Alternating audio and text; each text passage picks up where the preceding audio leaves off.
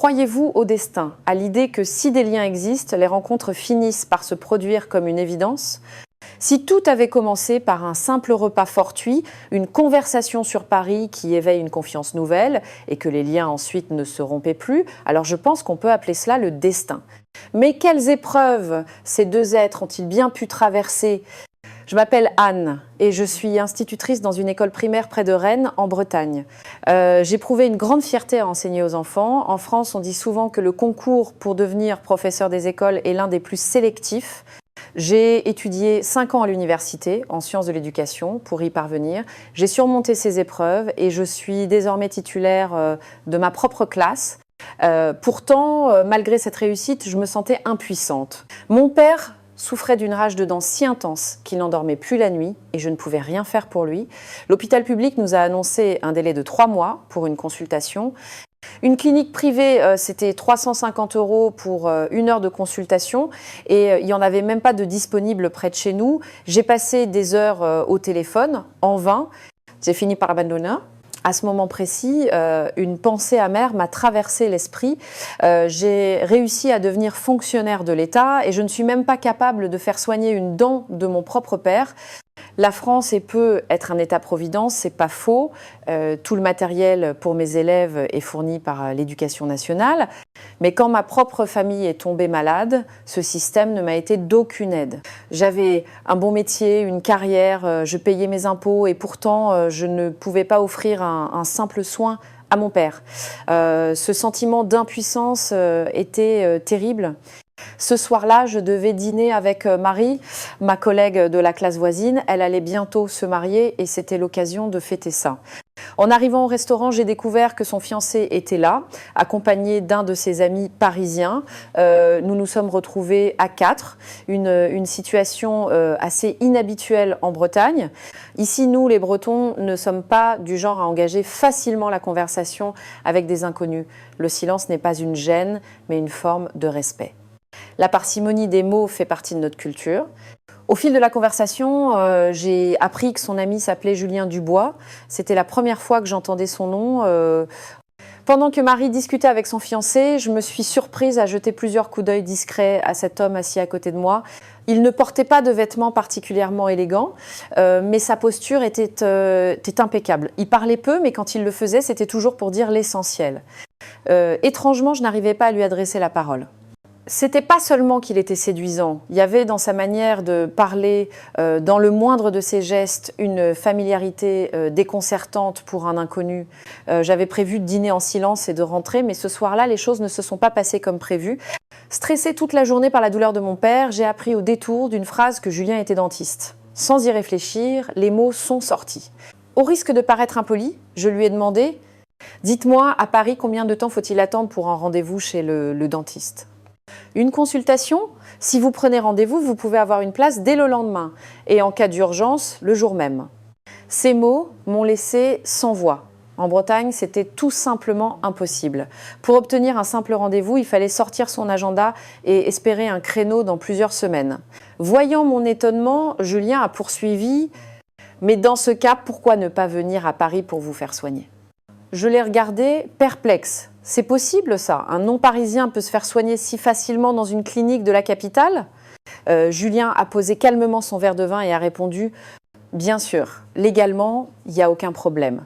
Avec votre carte vitale, vous pouvez consulter partout en France. » Le remboursement ne sera peut-être pas total s'il s'agit d'une clinique privée non conventionnée, mais ce sera toujours plus rapide et moins cher qu'une consultation privée à 350 €. Cette phrase a résonné dans ma tête. Si c'était possible, pourquoi n'y avions-nous jamais pensé? Mais cela me paraissait un peu déplacé.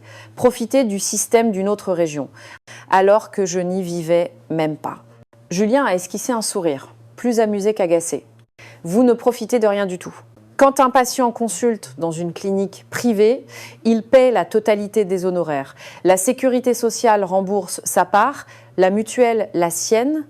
La clinique est payée pour son travail et le patient reçoit des soins rapides. C'est un système où tout le monde est gagnant, personne n'est lésé.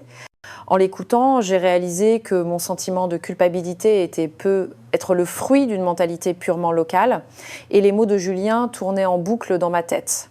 Pourquoi les paroles d'un inconnu, d'un Parisien, me touchaient-elles à ce point? C'était être pas seulement une question de système de santé. Ce soir-là, sur le chemin du retour, pour la première fois, j'ai commencé à y réfléchir. En rentrant chez moi, j'ai relu plusieurs fois le message que Julien m'avait envoyé. C'était un fichier unique qui résumait un itinéraire de soins, une liste de cliniques et une estimation des coûts. Sans rien demander en retour, avec des explications brèves et claires. C'était étrange et cela m'a intriguée encore plus. Cet homme était-il vraiment sincère? J'ai appris plus tard que pour lui, c'était une évidence, une chose naturelle qui ne nécessitait pas plus de mots. Quelques jours plus tard, alors que les vacances d'été commençaient, j'ai pris ma décision. J'allais emmener mon père à Paris. Mon père, un architecte proche de la retraite, souffrait le martyre. D'habitude si calme et réservé, il a accepté ma proposition presque instantanément, ce qui témoignait de la gravité de son état. Paris? D'accord, allons-y. De toute façon, je voulais revoir l'architecture haussmannienne avant de prendre ma retraite. Sa décision si prompte m'a moi-même surprise. Julien, sans un mot, m'a aidé dans mes démarches. C'est alors que Marie m'a glissé discrètement. Tu sais, Julien rentre à Paris le même jour. Vous serez peu être dans le même TGV. Hier.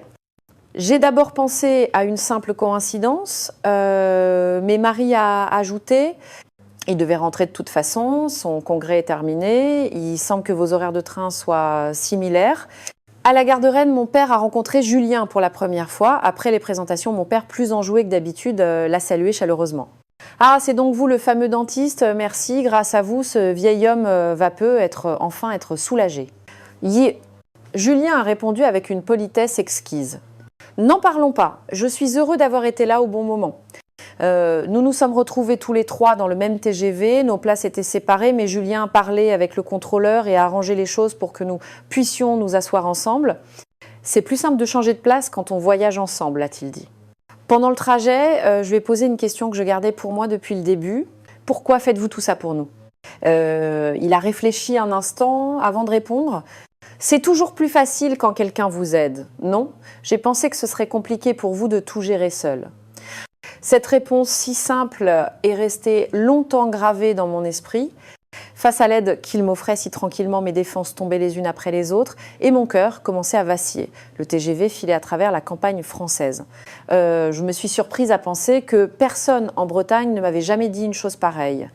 Le trajet a duré 2 heures. Mon père s'est assoupi un moment et Julien et moi avons discuté. Il m'a parlé de lui. Il avait fait ses études de chirurgie dentaire à l'université, travaillé 2 ans dans un grand hôpital parisien, puis ouvert sa propre clinique. Il était venu en Bretagne pour un congrès international de dentisterie et c'était aussi une bonne occasion de voir l'ami de son ami. « Votre père est architecte ?» a-t-il demandé. « Oui, il est sur le point de prendre sa retraite. Il a principalement conçu des bâtiments publics en Bretagne. En fait, il s'est toujours intéressé à l'architecture parisienne. » Julien a souri. Alors, il y aura beaucoup de choses à voir à Paris. De l'architecture classique aux constructions les plus modernes, il y a de tout. Le train a commencé à ralentir et à travers les fenêtres, le paysage a changé.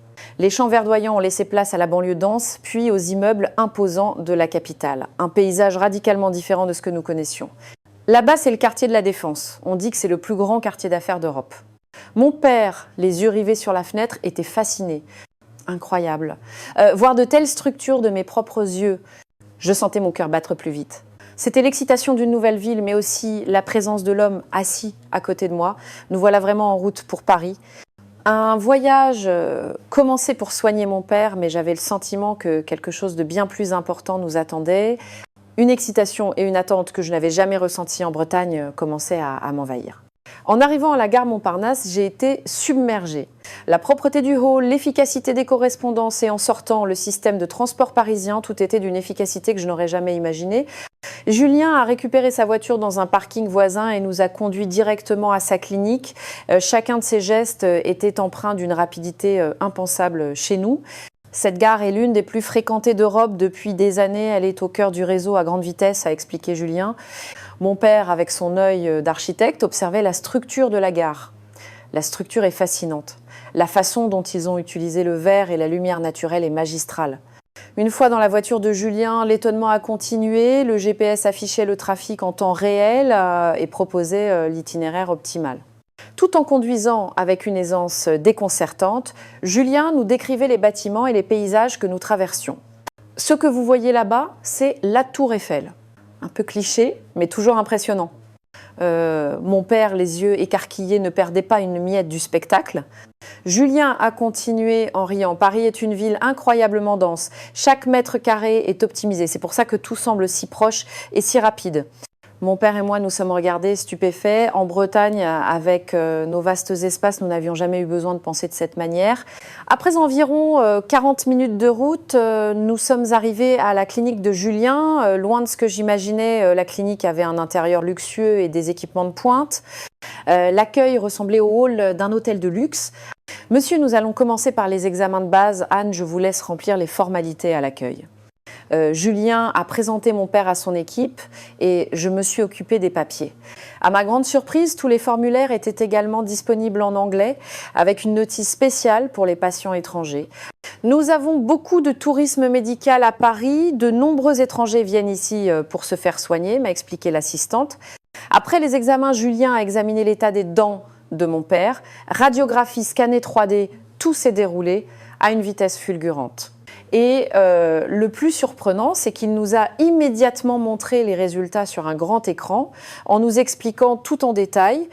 Regardez ici, l'inflammation est sévère, le nerf est exposé, ce qui explique la douleur. Nous pouvons commencer le traitement dès aujourd'hui. Mon père, en écoutant ces explications, semblait soulagé. En Bretagne, il était rare qu'un médecin prenne le temps de donner autant de détails. Vous pouvez commencer tout de suite, a demandé mon père. Oui, sans problème. Cela devrait prendre environ 1h30. J'étais à nouveau stupéfaite. Chez nous, nous aurions eu un diagnostic, puis il aurait fallu prendre un autre rendez-vous pour le traitement. Ici, tout était réglé le jour même. Pendant le traitement, j'ai attendu dans la salle d'attente. Une assistante m'a apporté un café. Elle m'a posé une question en français et voyant que j'étais un peu perdue, elle est immédiatement passée à l'anglais. Si vous avez besoin de quoi que ce soit, n'hésitez pas. Cette gentillesse à la fois inhabituelle et réconfortante. En Bretagne, les gens sont rarement aussi proactifs pour offrir leur aide. Environ 1h30 plus tard, Julien est sorti avec mon père. Son visage était visiblement plus détendu. Alors, comment ça va, papa?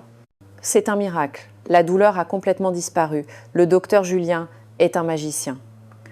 Julien a souri modestement. J'ai fait de mon mieux. Si vous pouvez revenir dans 2 jours, nous pourrons terminer le traitement. 2 jours seulement? Ai-je demandé surprise? Oui, nous avons traité l'urgence aujourd'hui. Il ne reste que 2 séances pour finir. Au moment de régler la facture, nouvelle surprise.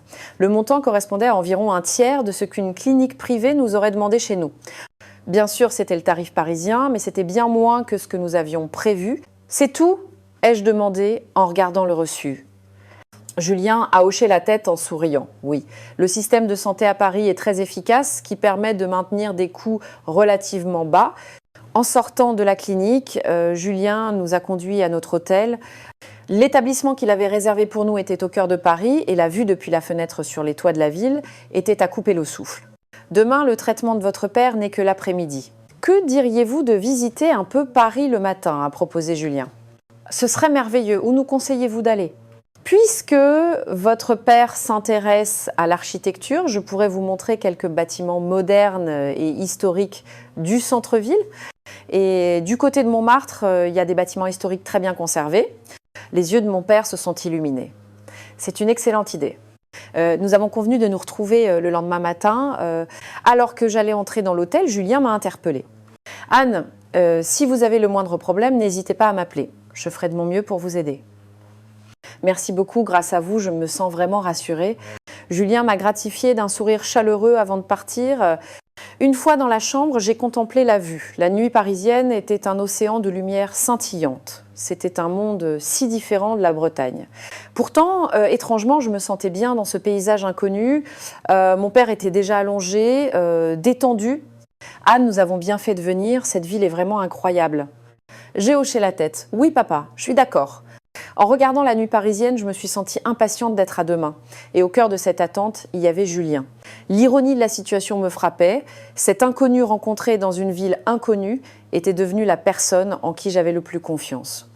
Je ne savais pas encore si ce sentiment était de la simple gratitude ou quelque chose de plus, mais une chose était sûre, j'avais hâte de vivre ce voyage et tous les moments à venir. Le reste du traitement n'a pris qu'un seul jour de plus. J'étais abasourdie et mon père était complètement rétabli.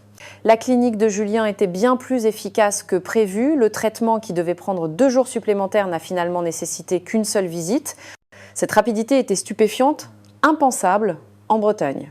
« Comment te sens-tu maintenant, papa ?» ai-je demandé à mon père après son dernier soin. Parfaitement bien, plus aucune douleur. En réalité, j'allais déjà beaucoup mieux dès le premier jour, mais aujourd'hui, c'est complètement guéri. Desnor. Julien, souriant, a donné quelques consignes à mon père. Évitez les aliments trop durs pendant 1 semaine et prenez bien vos médicaments à l'heure. Mais le problème est survenu ensuite. Mon père s'ennuyait terriblement. Nous étions venus pour 1 semaine, mais le traitement n'avait duré que 2 jours. Bien sûr, nous avions visité Paris, mais mon père disait vouloir découvrir le quotidien des Parisiens plutôt que de faire du tourisme. Julien réfléchit un moment. Il y a un club pour seniors dans mon quartier. Il propose de nombreuses activités, des parties de belote, de la pétanque. Il pourrait y passer un bon moment. Au début, j'étais sceptique, mais j'y ai emmené mon père et à ma grande surprise, il s'est amusé bien plus que moi. Le club était rempli de retraités qui se retrouvaient par petits groupes.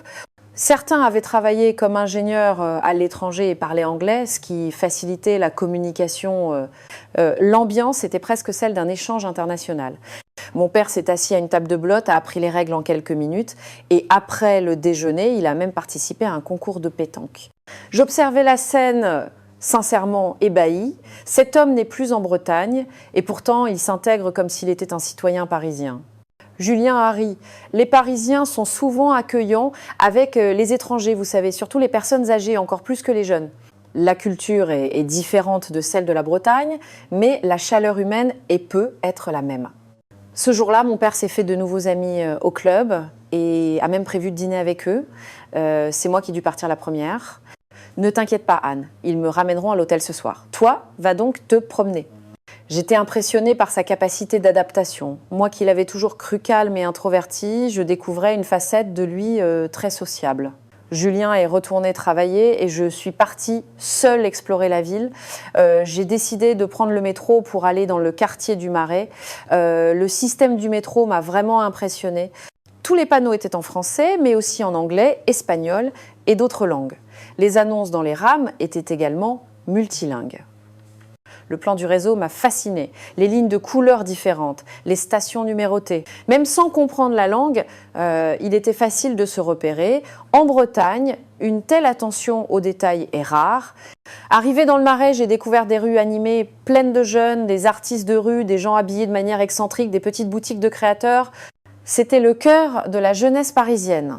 Je suis entrée dans un café et le menu était également traduit en anglais.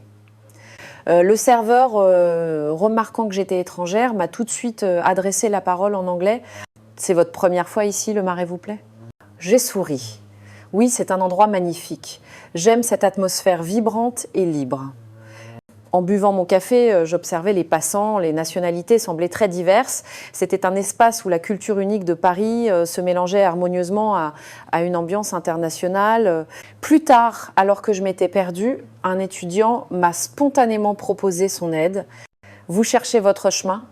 Je peux vous aider. » Il m'a gentiment accompagnée jusqu'à l'endroit où je voulais aller, comme si de rien n'était. Cette gentillesse proactive me semblait nouvelle. En Bretagne, si l'on demande son chemin, on vous indique simplement la direction. Rien de plus. En fin de journée, j'ai envoyé un message à Julien. Il m'a proposé de nous retrouver après son travail et m'a suggéré d'aller sur les quais de Seine. Arrivé là-bas, j'ai vu de nombreuses personnes assises sur des couvertures, en train de pique-niquer. Les Parisiens se retrouvent souvent dehors comme ça, ai-je demandé. Oui, surtout quand il fait beau. Ils viennent sur les quais pour un apéro avec du vin et une planche de charcuterie. Une planche? Oui, une planche en bois avec du fromage et de la charcuterie. C'est l'une des combinaisons préférées des Parisiens.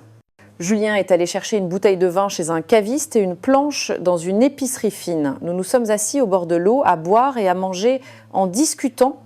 Les lumières de la ville se reflétaient sur la Seine, rendant la scène encore plus belle. « Pourquoi êtes-vous devenu dentiste ?» ai-je demandé, curieuse.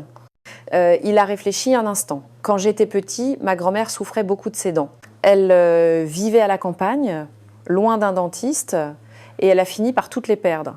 En voyant ça, je me suis dit qu'en grandissant, je voudrais aider les gens comme elle. C'est pour ça que vous avez choisi ce métier. Oui. C'est pourquoi je suis toujours particulièrement attentif lorsque je soigne des personnes âgées. Et vous, Anne, pourquoi êtes-vous devenue institutrice? J'ai réfléchi. Depuis toute petite, j'ai toujours eu un grand respect pour ce métier. En France, les instituteurs sont socialement respectés. L'idée de contribuer à construire l'avenir des enfants m'a attirée. Julien a hoché la tête, c'est admirable. Éducatrice et médecin, ce sont deux métiers qui aident les gens. La conversation s'est poursuivie naturellement et il s'est fait tard. J'ai appelé mon père qui était déjà rentré à l'hôtel. Il était ravi de sa journée avec ses nouveaux amis. Anne, je peux retourner au club demain? J'ai appris la belote aujourd'hui et demain on a prévu une vraie partie.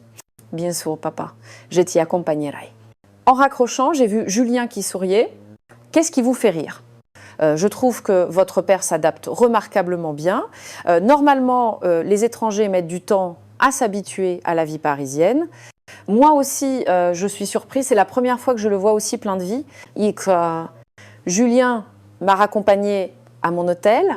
Dans la voiture, il m'a demandé timidement « Anne, comment trouvez-vous Paris? C'est différent de ce que vous attendiez ?» J'ai répondu honnêtement, oui, très différent. En fait, je n'attendais rien de particulier, mais c'est bien mieux que ce que j'imaginais. Les gens sont gentils, le système est efficace, c'est un charme différent de celui de la Bretagne. Aimeriez-vous rester un peu plus longtemps? Il vous reste combien de jours?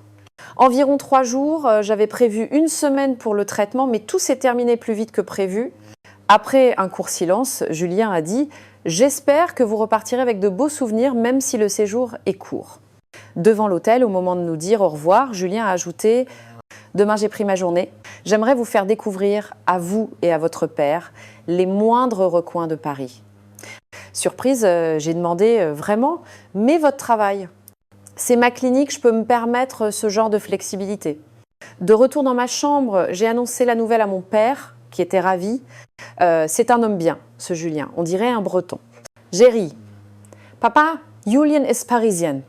Ah oui, c'est vrai. J'oublie parfois. C'est dire à quel point il semble naturel. Allongée dans mon lit, j'ai repensé à la journée. Quand je l'ai rencontré, c'était qu'un dentiste parisien rencontré par hasard. Maintenant, j'avais l'impression de le connaître depuis toujours. Je ne savais pas encore si ce sentiment était dû à sa gentillesse ou à quelque chose de plus. Mais une chose était sûre, ce voyage, bien au-delà d'un simple traitement médical, m'apportait une expérience nouvelle dans ma vie.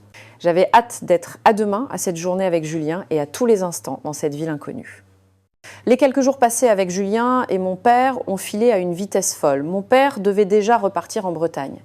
Le traitement était terminé et il se sentait bien, mais jusqu'au dernier moment, il semblait regretter de devoir partir. Si seulement je pouvais rester quelques jours de plus. A-t-il soupiré la veille de son départ? Ces mots sont restés dans mon esprit. Il avait passé toute sa vie en Bretagne et il était étrange de le voir s'y attacher à une ville inconnue. Mais je ressentais un peu la même chose. Sur le chemin du retour, après l'avoir accompagné à la gare, Julien m'a proposé doucement « Si vous le souhaitez, Anne, pourquoi ne pas rester quelques jours de plus? Il vous reste encore un peu de temps. » En y réfléchissant, j'avais effectivement encore du temps. Mon plan initial était de rentrer avec mon père, mais je pouvais rester seule. Oui, j'aimerais beaucoup. Il y a encore tant d'endroits que je voudrais voir. Dans ce cas, que diriez-vous de rencontrer mes amis? Nous avons une soirée ce soir, ce serait une bonne occasion. J'ai donc rencontré les amis de Julien. La rencontre a été bien plus animée que prévu. Je pensais que nous allions simplement dîner tranquillement, mais les boissons ont vite fait leur apparition et j'ai été un peu déconcertée par cette culture de l'apéritif, si différente de celle de la Bretagne. Santé, ont-ils tous crié, vidant leur premier verre. C'est la culture de l'apéro à Paris. Boire ensemble, c'est important, m'a expliqué Julien. Alors qu'en Bretagne, une soirée se termine vers 23h. Ici, ce n'était que le début. On m'a fait goûter un cocktail que je ne connaissais pas en me disant que c'était délicieux. Et étrangement, j'ai beaucoup aimé. Les amis de Julien étaient très sympathiques. Benoît était architecte et Chloé enseignait l'anglais à l'université. Ils parlaient tous bien anglais. Et la conversation était facile. Il ne me traitait pas comme une étrangère. « Anne, tu as déjà vécu à Paris ?» m'a demandé Chloé. « Non, c'est la première fois que je viens. »« Oui, c'est un... » « Vraiment, tu as l'air tellement à l'aise avec la culture parisienne. C'est incroyable. » Sans m'en rendre compte, je me suis mise à rire avec eux, aussi naturellement que si j'étais avec mes amis d'enfance. « Anne, goûte ça !» m'a dit Benoît en me tendant une assiette. Qu'est-ce que c'est ? Un plat fusion très épicé, c'est très à la mode à Paris en ce moment. Au début, je pensais que ça irait. J'ai pris une bouchée et quelques secondes plus tard, j'ai eu l'impression d'avoir la bouche en feu. J'ai bu de l'eau, mais ça passait pas. C'est alors que le patron du restaurant m'a discrètement apporté un verre de lait. C'est la première fois que vous en mangez ? Tenez, le lait aide à calmer le piment. Ce petit geste d'attention m'a une fois de plus touchée. Cette volonté constante d'anticiper et d'aider, je trouvais ça vraiment chaleureux. Ce soir-là, nous avons fait la fête jusqu'au premier métro. Nous sommes allés de bar en bar, découvrant la vie nocturne parisienne. Alors que nous marchions dans les rues au lever du soleil, Julien et moi, il m'a demandé « Anne, si c'était possible, ne pourriez-vous pas rester plus longtemps ?» Je n'ai pas su quoi répondre, ou peut-être que dans mon cœur, la réponse était déjà là. L'envie de rester un peu plus l'emportait sur l'obligation de rentrer. Je ne sais pas trop. Je dois retourner à l'école. Bien sûr, je comprends, c'était juste une idée. Sur le chemin de l'hôtel, ces mots résonnaient dans ma tête. L'envie de rester était forte, mais il y avait la réalité, mon travail, ma maison, toute ma vie en Bretagne. Le lendemain, nous avons visité le quartier de Montmartre. En marchant parmi les rues pavées et les bâtiments historiques, Julien m'a raconté l'histoire de Paris. Cette basilique, le Sacré-Cœur, a été construite à une époque charnière de l'histoire de France. Elle a survécu à bien des tumultes. C'est vraiment magnifique. En Bretagne, nous n'avons pas de monument aussi grandiose. Derrière la basilique, on apercevait la ville s'étendre à perte de vue. Ensuite, nous sommes allés dans le quartier du Marais avec ses hôtels particuliers et ses ruelles anciennes. Des gens vivent encore dans ces maisons, ai-je demandé ? Oui, certaines sont des résidences privées, d'autres ont été transformées en cafés ou en galeries d'art. Autrefois, on détruisait beaucoup de ces vieux bâtiments, mais aujourd'hui, on reconnaît leurs valeurs et on les préserve. En me promenant dans ces ruelles, j'étais de plus en plus sous le charme de cette ville. Ce mélange de modernité et de tradition était fascinant. Pour le déjeuner, Julien m'a emmené dans un restaurant traditionnel qui le recommandait, où nous avons mangé un plat typiquement français.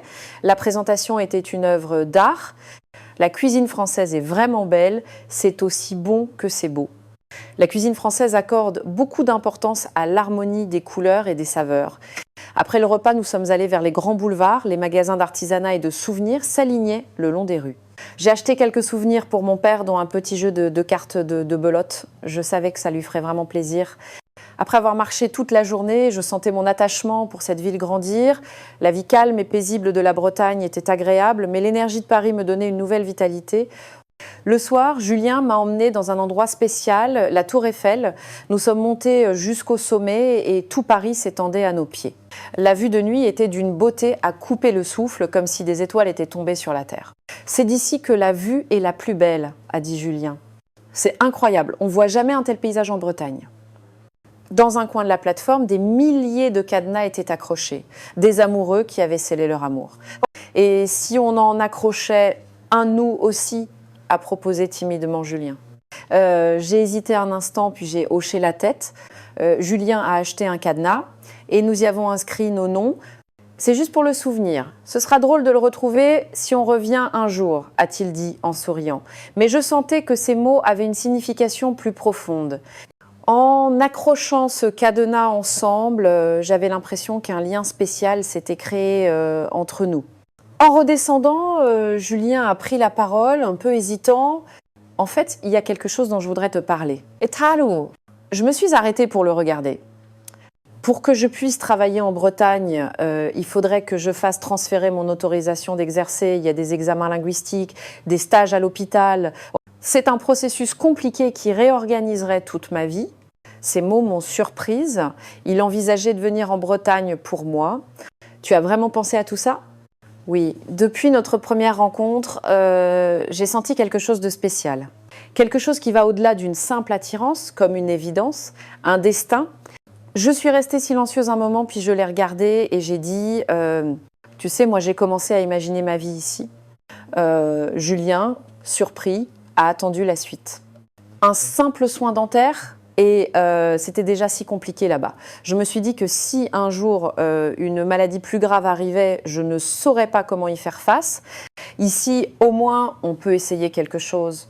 Et puis, en visitant la ville, je me suis fait cette réflexion. En Bretagne, je ne vivais pas, je survivais. Ici, j'ai envie de vivre à nouveau. Julien a hoché la tête silencieux. Puis, il a dit doucement... Dans ce cas, je peux tout arranger et venir en Bretagne. Ce ne sera pas simple, mais je suis sérieux.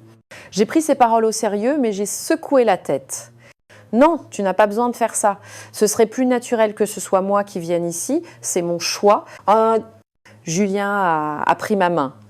Je respecte ta décision et j'attendrai. Quelle que soit la direction que nous prenons, je serais heureux de la prendre avec toi. J'ai souri. Pour l'instant, je vais rentrer. Mais cette fois, ce sera pour préparer mon retour. Au moment où j'ai prononcé ces mots, je me suis sentie soulagée. Je sentais que la direction de ma vie changeait, mais étrangement, j'étais plus excitée qu'effrayée. C'était être ça, le sentiment d'être vraiment en vie. Une excitation pour un nouveau départ que je n'avais jamais ressenti en Bretagne. Sur le chemin de l'hôtel, Julien a commencé à planifier ce que je devais faire avant mon départ le lendemain. Je voulais graver dans ma mémoire chaque parcelle de Paris. Mais le plus important, c'était que la décision de revenir s'était déjà solidement ancrée en moi. Normalement, j'aurais dû rentrer, mes vacances prolongées étaient terminées et je devais être à l'école le lundi suivant. Mais je me suis arrêtée un instant. J'ai envoyé un court email pour des raisons de santé. Je prolonge mon congé d'1 semaine. C'était un droit accordé aux enseignants en France.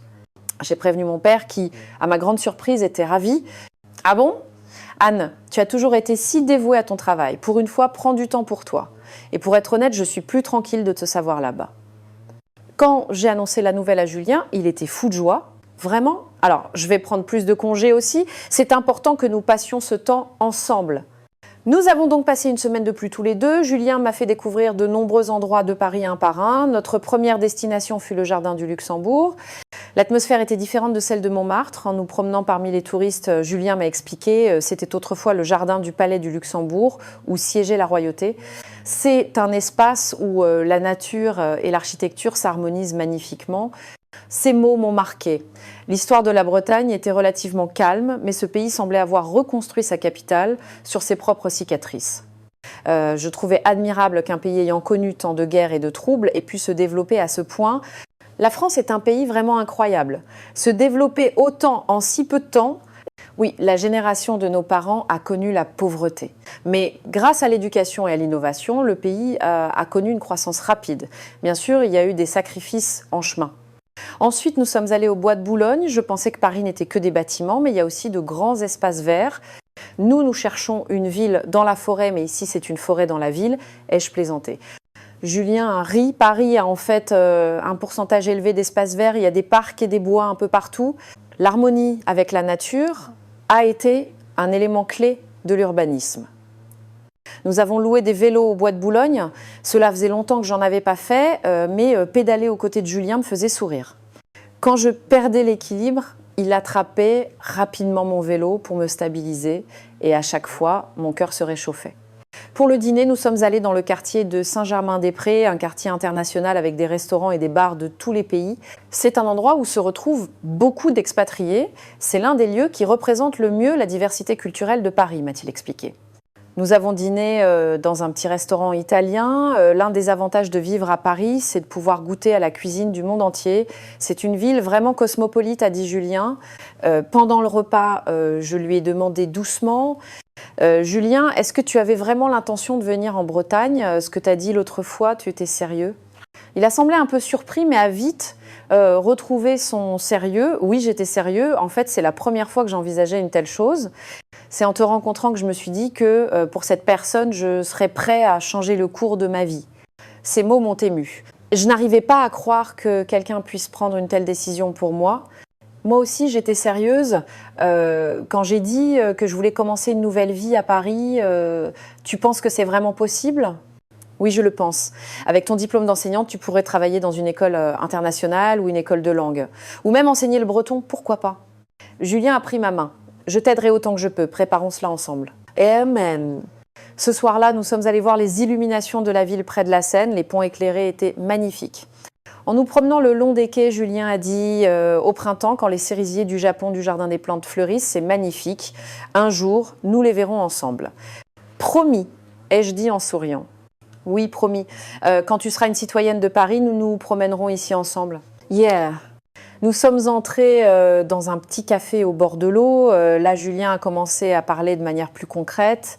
J'ai fait quelques recherches sur ce qu'il y a à faire. Il avait étudié la question du visa de travail, les possibilités d'emploi, le marché du logement. J'étais stupéfaite. Cela ne faisait que 2 jours que j'avais décidé de rester et il avait déjà préparé tout ça. Tu as préparé tout ça si vite? Oui, pour que nous puissions commencer dès que tu seras vraiment décidé à venir. Bien sûr, ça prendra du temps, mais en s'y préparant petit à petit, c'est possible. Sa prévoyance et sa sincérité m'ont une nouvelle fois touchée. Je réalisais la chance que j'avais d'avoir quelqu'un comme lui à mes côtés. Le lendemain, nous avons consacré la journée à rechercher des informations pratiques pour ma vie à Paris. Nous avons visité plusieurs agences immobilières pour connaître les prix des logements et les loyers et nous avons cherché des écoles internationales. Il y avait plus de possibilités que je ne le pensais. Il y a une forte demande pour les enseignants étrangers à Paris. Surtout, ceux qui viennent d'Europe sont très appréciés. Si tu peux enseigner à la fois en anglais et en français, ce sera encore mieux. Le soir, nous avons dîné chez Julien. C'était la première fois que je pénétrais dans son espace personnel. Son appartement était propre et moderne, avec une vue sur les toits de Paris. Waouh, la vue est magnifique. Oui, c'est pour ça que j'ai choisi cet appartement. Cette vue me met de bonne humeur pour commencer la journée. Julien m'a servi un plat français qu'il avait cuisiné lui-même. Un bœuf bourguignon, une purée maison et quelques légumes. C'est toi qui as cuisiné, c'est incroyable. La cuisine, c'est mon passe-temps. C'est un bon moyen de décompresser. Quand tu viendras à Paris, je t'en préparerai souvent. Après le repas, nous nous sommes assis sur son balcon avec un verre de vin. Le paysage nocturne de Paris s'étendait à nos pieds. Est-ce que je vais vraiment réussir à m'adapter si je viens à Paris? Ai-je demandé, soudainement anxieuse. Julien a réfléchi un instant. Ce ne sera pas facile. Tu devras apprendre la langue, t'adapter aux différences culturelles. Parfois, tu te sentiras peu être seule, mais je serai toujours à tes côtés. Et puis, je pense que tu as une grande capacité d'adaptation. En quelques jours à peine, tu as l'air si à l'aise à Paris. Ces mots sincères m'ont rassurée. Tout changement comporte des risques, mais avoir quelqu'un pour les partager est une force immense. Puis, Julien a ajouté, hésitant, et si la vie à Paris est vraiment trop difficile, je peux toujours venir en Bretagne, nous avons des options. Cette phrase m'a fait sourire. On n'a même pas encore commencé que tu prépares déjà un plan B. Être prévoyant, c'est ma qualité principale, a-t-il dit en riant. Ce soir-là, en rentrant à l'hôtel dans sa voiture, j'ai réfléchi. Je devais bientôt retourner en Bretagne, mais ce ne serait pas une fin, mais la préparation d'un nouveau départ. Le plus grand changement de ma vie était en train de commencer et étrangement, je n'avais pas peur. Devant l'hôtel, nous nous sommes dit au revoir. Demain, je repartirai en Bretagne et il faudrait du temps avant que nous nous revoyions. Qu'est-ce qui te manquera le plus de la Bretagne en rentrant, m'a demandé Julien. J'ai réfléchi un instant et j'ai dit en souriant, l'énergie des gens peut être. La Bretagne est calme et paisible, mais parfois un peu trop. Ici, on a l'impression que quelque chose est toujours en mouvement. Et puis, toi. À ces mots, Julien m'a offert un sourire chaleureux. Puis il a dit doucement « Je t'attendrai, au sens propre comme au figuré ». Comme promis, je suis retournée en Bretagne. Au moment de quitter Julien à la gare, moi qui suis d'habitude si réservée, je n'ai pas pu cacher mon émotion. Dans le TGV, en regardant par la fenêtre, j'ai pensé jamais je n'aurais imaginé que ce voyage commencé pour un simple traitement médical changerait ma vie à ce point. Rentrer en Bretagne me semblait maintenant être une étape préparatoire à un nouveau départ. De retour en Bretagne, j'avais beaucoup de choses à régler. J'ai repris le travail à l'école, les vacances d'été étaient terminées, les cours avec les enfants ont recommencé. Les enfants étaient toujours aussi vifs et adorables, mais je ressentais un vide, un sentiment qu'il me manquait quelque chose. Pendant les cours, pendant la récréation, je ne pouvais m'empêcher de me demander ce que je faisais là, à vivre de cette manière. En Bretagne, il n'y avait pas de culture de la fête tard dans la nuit. Les bars fermaient tous à minuit et on buvait surtout de la bière ou du cidre. Et surtout, je ne comprenais pas pourquoi chaque soir j'avais une envie folle de ce plat épicé que j'avais goûté. Ce goût piquant me manquait au point d'en rire. Un soir, j'ai sérieusement réfléchi, je voulais en manger à nouveau et cette envie s'est vite transformée en décision. Julien et moi, nous appelions en vidéo tous les jours à cause du décalage horaire. Quand je me levais le matin, Julien rentrait tout juste de sa clinique. Je me préparais pour aller travailler pendant qu'il dînait et nous nous racontions nos journées. « Comment s'est passée ta journée ?» me demandait-il toujours, comme d'habitude. Les enfants sont adorables, mais la salle de classe me semble de plus en plus petite. Patiente encore un peu. Dès que tout sera prêt, tu pourras venir. Julien m'aidait à préparer chaque détail de ma vie à Paris, des informations sur le visa aux possibilités de travail, il cherchait tout. Il m'aidait même à apprendre le français. Aujourd'hui, apprenons les salutations de base. Essaye de dire bonjour. Je répétais maladroitement et Julien, en riant, corrigeait ma prononciation. Ces petits moments étaient un grand réconfort pour moi. Et un jour, j'ai pris une grande décision. J'ai parlé de mes projets à mes collègues. Leurs réactions ont été explosives. Tu vas vraiment à Paris? C'est vrai que c'est si épicé ce plat dont tu parles. Montre-nous ce Julien en vidéo. Ding. Sophie, une collègue proche, était particulièrement intéressée. Anne, toi qui as toujours été si calme, prendre une décision aussi importante, je suis surprise. C'est si soudain. J'ai réfléchi un peu avant de répondre. C'est pas soudain. Peut être que j'ai toujours cherché quelque chose de différent. La Bretagne est un pays magnifique, mais il me manquait quelque chose. J'ai peur de commencer une nouvelle vie à Paris, mais l'excitation est plus forte que la peur. Sophie a réfléchi un instant et a dit « On ne pourrait pas venir avec toi, j'ai toujours eu envie d'y aller ». Au début, je pensais que c'était une blague, mais de plus en plus de collègues ont commencé à s'intéresser au projet. Finalement, nous avons décidé de ne pas y aller seuls. D'accord. La prochaine fois que j'irai à Paris, venez toutes avec moi. C'est ainsi que nous, 5 enseignantes bretonnes, avons commencé à planifier un voyage à Paris. Pour elles, un voyage, pour moi, un premier pas vers une nouvelle vie. J'en ai parlé à mon père qui, à ma grande surprise, a voulu se joindre à nous. Je veux venir aussi, j'ai déjà visité, mais il y a encore beaucoup de choses que je veux voir et je veux revoir mes amis du club. Sa proposition enthousiaste m'a surprise. Je ne pensais pas que mon père, à la veille de sa retraite, aurait envie de partager une telle aventure. Vraiment ? Si tu viens avec moi, papa, je serai beaucoup plus rassurée. J'ai beaucoup aimé cet endroit. C'est vivant, les gens sont gentils, c'est différent de la Bretagne. Et puis, à mon âge, vivre une nouvelle expérience, c'est une chance. C'est ainsi que nous avons commencé à apprendre les bases du français parisien. Au début, c'était difficile, mais avec l'aide de Julien et des cours en ligne, nous avons progressé petit à petit. L'écriture du français n'était pas un problème, mais la prononciation était difficile. Il me fallait encore un peu de temps avant de démissionner. Je devais attendre la fin de l'année scolaire. Pendant ce temps, j'ai préparé les choses une par une. J'ai mis ma maison en location, j'ai trié mes affaires, je n'ai gardé que l'essentiel, j'ai donné ou jeté le reste. Mon père aussi était occupé à préparer son voyage. À un mois de sa retraite, il faisait ses adieux à ses collègues et commençait à trier sa maison. Au début, il pensait à un court voyage, mais il envisageait de plus en plus de rester plus longtemps avec moi.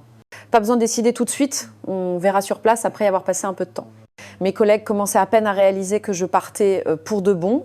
Ils m'ont organisé une fête d'adieu et le directeur de l'école m'a promis que ma place serait toujours là si je voulais revenir. Anne, vous avez été une excellente enseignante pour notre école. Nous vous souhaitons d'être heureuse à Paris, mais si jamais vous voulez revenir, vous serez toujours la bienvenue. Je l'ai remercié pour ces mots, mais au fond de moi, je savais que je ne reviendrais pas. Ce n'était pas une fin, mais un nouveau départ. Le dernier jour de classe, les enfants ont appris mon départ. Ils m'avaient tous préparé des petites lettres et des dessins, et j'ai retenu mes larmes en les recevant. Maîtresse, à Paris aussi, vous allez enseigner à des enfants? Oui, je pense. Est-ce que les enfants de Paris seront aussi mignons et intelligents que nous? Il n'y a aucune chance qu'ils soient plus mignons et intelligents que vous. Leur réaction innocente m'a fait sourire. Ces enfants allaient vraiment me manquer, mais l'idée de rencontrer de nouveaux enfants à Paris me réconfortait. J'ai fini de faire mes valises, j'ai réservé mon billet de TGV et j'ai fait les démarches administratives. La réalité devenait de plus en plus concrète. Je partais vraiment pour commencer une nouvelle vie dans une nouvelle ville, et cette fois avec mon père et mes amis. J'ai partagé toutes ces avancées avec Julien lors de nos appels vidéo. On se voit bientôt. C'est une excellente nouvelle que votre père vienne aussi. Oui, je suis vraiment impatiente et avec mes amis, ce sera encore plus amusant. Vraiment ? Vous serez encore plus nombreuses? Je vais devoir prévoir une voiture plus grande pour venir vous chercher à la gare. Sa prévenance me touchait. Seule, je n'aurais jamais eu autant de courage. Anne, tu ne regrettes rien? Sa voix était empreinte d'inquiétude. J'ai répondu avec conviction. Pas du tout. Au contraire, je suis très excitée. Ça faisait longtemps que je ne m'étais pas sentie aussi impatiente. Et c'était la vérité. La vie en Bretagne était stable et confortable, mais il manquait quelque chose à cette stabilité. Peut être le défi et le changement. Mon déménagement à Paris comblait ce vide.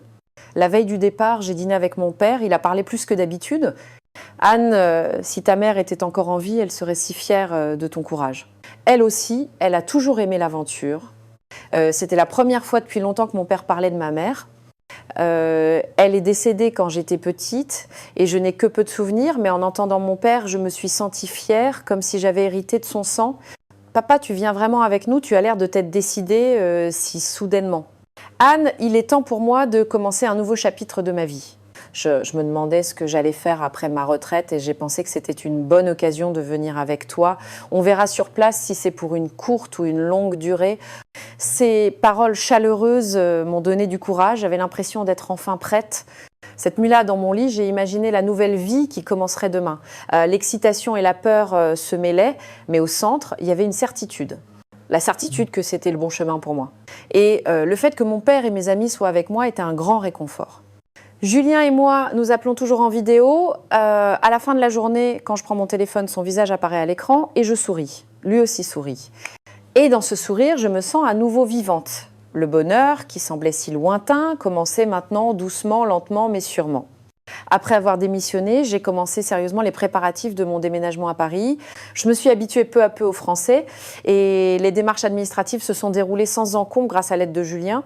Des documents administratifs aux informations sur le logement, il m'a aidé avec un soin méticuleux, planifiant parfois les choses plus sérieusement que moi. Le jour du départ, la gare de Rennes était plus animée que d'habitude. C'était pas seulement moi, mais aussi mes 5 amis et mon père. Au total, 7 personnes qui partions pour Paris. Ce qui avait commencé comme une blague était devenu réalité. On y va vraiment tout ensemble. C'est incroyable, a dit Sophie d'une voix excitée. Vous, c'est pour un voyage d'une semaine. Moi, c'est le début d'une nouvelle vie, ai-je répondu en riant. Dans le TGV, je regardais par la fenêtre, perdue dans mes pensées. Il y a quelques mois, j'aurais jamais pu imaginer une telle situation.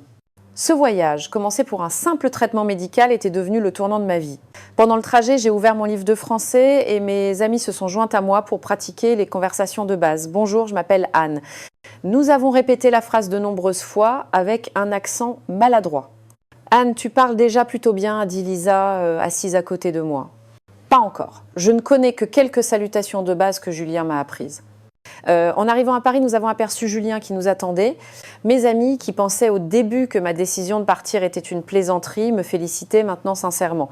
Julien nous a accueillis chaleureusement et il était particulièrement heureux de voir mon père. Monsieur, je suis ravie de vous revoir. Les membres du club vous attendent avec impatience. Mon père, en riant, a serré la main de Julien. Moi aussi, je suis heureux. Cette fois, je vais pouvoir rester plus longtemps. Ah! Julien avait prévu 2 voitures pour nous emmener tous à notre hôtel. Le paysage parisien que nous traversions était tel que je l'avais gardé en mémoire. Mais cette fois, c'était différent. Bientôt, cet endroit serait ma nouvelle maison. Nous nous sommes installés à l'hôtel. Julien et moi avions prévu de visiter quelques appartements, tandis que mes amis commençaient leur programme touristique. Mon père avait déjà rendez-vous avec ses amis du club. Voici le premier appartement. Il est proche de l'école et bien desservi, m'a présenté Julien. L'appartement était plus grand et plus propre que je ne l'imaginais, la vue était belle et surtout le prix était plus raisonnable que prévu. C'est vraiment magnifique. En Bretagne, un appartement de cette taille et à cet emplacement coûterait beaucoup plus cher. Paris est une ville où les loyers sont élevés, mais par rapport à d'autres capitales, cela reste abordable. Et le système de location est bien rodé, ce qui est pratique pour les étrangers. Ce jour-là, après avoir visité 3 appartements, j'ai choisi le premier. Il était proche de l'école et pas trop loin de la clinique de Julien. Le lendemain, j'avais un entretien dans l'école internationale où j'avais postulé. Mon expérience dans le système éducatif français a été très appréciée et l'entretien s'est si bien passé que j'ai reçu une offre d'emploi sur le champ. Madame, notre école s'intéresse beaucoup aux méthodes pédagogiques scandinaves, mais l'excellence du système français est reconnue. Votre expérience sera d'une grande aide pour nous. Je n'en revenais pas. Je ne m'attendais pas à trouver un travail si rapidement et de plus dans mon domaine de spécialité. De retour à l'hôtel, j'ai annoncé la bonne nouvelle à mes amis et à mon père. « Anne, tu es incroyable, tu as déjà trouvé un travail », m'a félicité sincèrement Sophie. J'ai eu de la chance et l'aide de Julien a été précieuse. Julien a modestement secoué la tête. Je n'ai fait que vous donner des informations. C'est grâce à vos compétences que vous avez été accepté. Le soir, nous avons fêté ça dans un restaurant au bord de la Seine. Mes amies étaient folles de la cuisine française et elles ont particulièrement apprécié la culture de l'apéritif, du vin et de la charcuterie. On devrait avoir ça en Bretagne, s'est exclamé Mathias en levant son verre. C'est vrai, pourquoi les bars ferment-ils si tôt en Bretagne ? A renchéri Lisa. Au milieu des rires et des discussions, j'ai soudain réalisé que tous ces changements se produisaient très rapidement. Mais étrangement, je n'avais pas peur. J'avais plutôt l'impression que toutes les pièces du puzzle se mettaient en place. Une semaine plus tard, il était temps pour mes amis de rentrer en Bretagne. Mon père, contre toute attente, a décidé de rester plus longtemps. Anne, je vais rester ici un peu plus. Mes amis m'ont proposé de faire des excursions avec eux. C'est une occasion que je ne peux pas laisser passer. Sa décision m'a surprise, mais j'étais aussi heureuse. Avoir mon père à mes côtés pendant que je m'habituais à ma nouvelle vie serait un grand réconfort. En accompagnant mes amis à la gare, Sophie m'a serré la main. « Anne, tu as l'air vraiment heureuse. Ça faisait longtemps que je ne t'avais pas vue comme ça. » C'est vrai, je ne m'en étais pas rendu compte. Oui, tu as une lumière que tu n'avais pas en Bretagne. J'ai l'impression d'avoir fait le bon choix. Les mots de Sophie m'ont réchauffée. J'étais reconnaissante qu'elle ait remarqué mon changement. Après le départ de mes amis, j'ai emménagé dans mon nouvel appartement. J'avais pas beaucoup d'affaires et avec l'aide de Julien et de mon père, tout a été rapidement rangé. Le premier soir, dans ma nouvelle maison, debout sur le balcon, je contemplais la nuit parisienne. « Ça te plaît ?» a demandé Julien en m'apportant un café. Oui, c'est magnifique. Je n'arrive toujours pas à y croire que je vais vraiment vivre ici. Julien a souri et a posé sa main sur mon épaule. Tu t'y habitueras petit à petit, je serai là pour t'aider. La semaine suivante, j'ai commencé mon travail à l'école internationale. Les élèves n'étaient pas seulement des enfants français, mais de toute nationalité. Ils me regardaient avec des yeux pleins de curiosité. « Maîtresse Anne vient de Bretagne. C'est là qu'il y a le Mont-Saint-Michel, non ?» a chuchoté un enfant à son ami. J'ai souri. « C'est en Normandie, mais ce n'est pas loin. Un jour, je vous emmènerai le visiter si vous voulez. » Les cours se sont déroulés mieux que prévu.